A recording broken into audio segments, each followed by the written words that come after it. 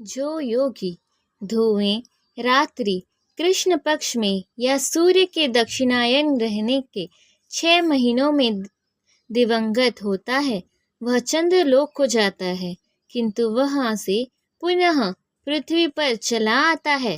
तात्पर्य: भागवत के तृतीय स्कंद में कपिल मुनि उल्लेख करते हैं कि जो लोग कर्म कांड तथा यज्ञ कांड में निपुण हैं, वे मृत्यु होने पर चंद्रलोक को प्राप्त करते हैं।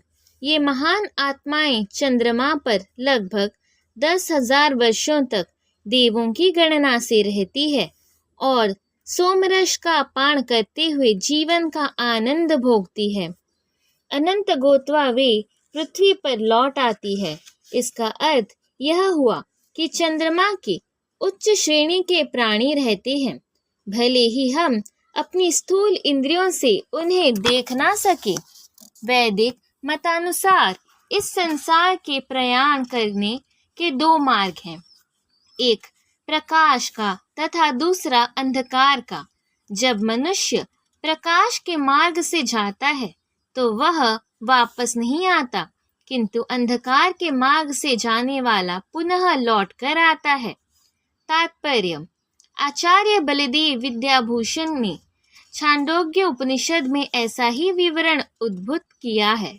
जो अनादिकाल से सकाम कर्मों तथा दार्शनिक चिंतक रहे हैं, वे निरंतर आवागमन करते रहे हैं। वस्तुतः उन्हें परम मोक्ष प्राप्त नहीं होता, क्योंकि वे कृष्ण की शरण में नहीं जाते। हे अर्जुन, यद्यपि भक्तगण इन दोनों मार्गों को जानते हैं, किंतु वे मोहग्रस्त नहीं होते।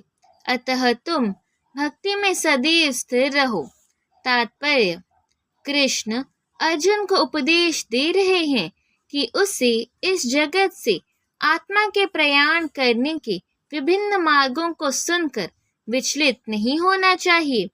भगवत भक्त को इसकी चिंता नहीं होनी चाहिए कि वे स्वेच्छा से मरेगा या देवावस्थात।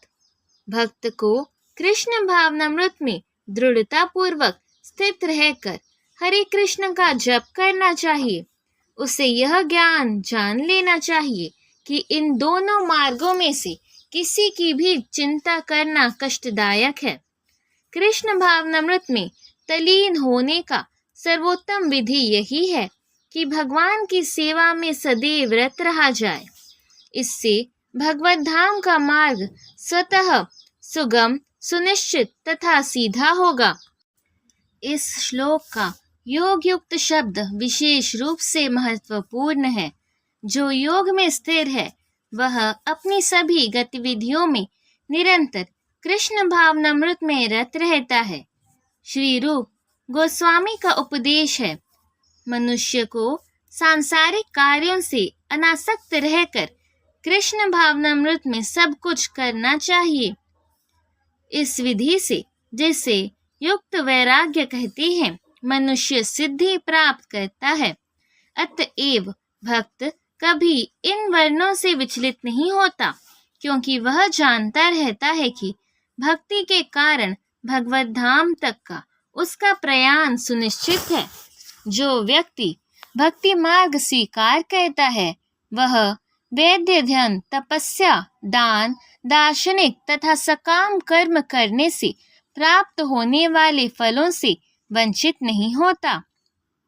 वह मात्र भक्ति संपन्न करके इन समस्त फलों की प्राप्ति करता है और अंत में परम नित्य धाम को प्राप्त होता है।